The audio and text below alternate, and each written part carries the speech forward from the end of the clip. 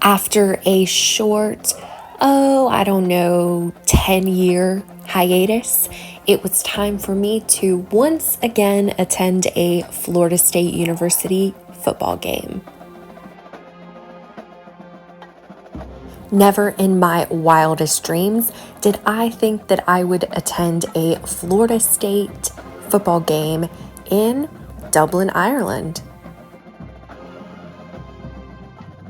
What made this occurrence particularly interesting was that I was already in Ireland at the time of the football game, so it made it very easy to attend.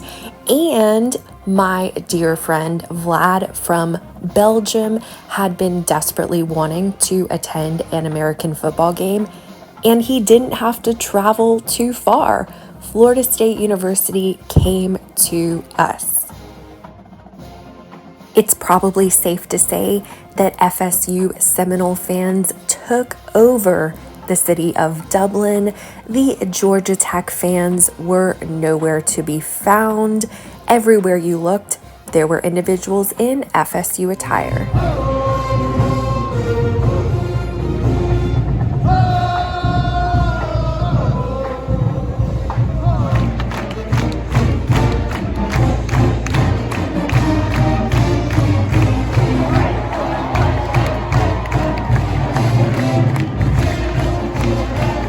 To get into the football spirit, Vlad and I attended an FSU pep rally the day before the game, and we had done some shopping so we could represent Florida State at the game. As someone who does a decent amount of traveling, I typically try to observe and mimic the locals whenever it comes to things like public transport. But oh my goodness, this experience was like the blind leading the blind. For Dublin locals, it would not surprise me if they found this sight to be quite comical. After all, we were thousands of Americans trying to figure out how to get to this football game. Oh my gosh, I didn't know that. Yay! So Vlad, Yes. what do you think about your first American football game? I'm so excited. Can't wait to get in. This was such a treat for me.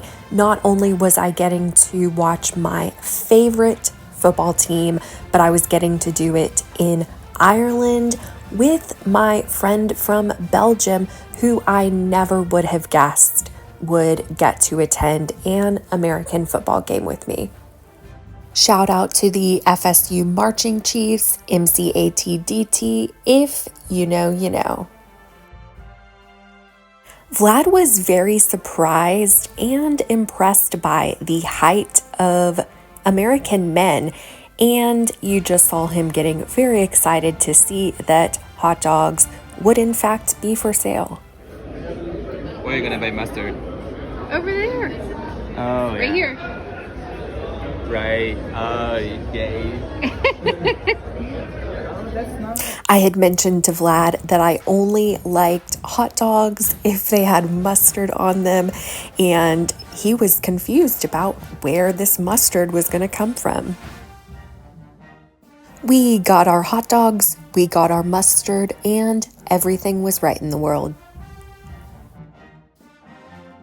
Vlad mentioned to me that he was very surprised that there were no American flags to be seen, especially considering there were so many on display in Dublin. And I had mentioned, well, I wouldn't be surprised if at some point there was a giant American flag. And what do you know? It was only a matter of time.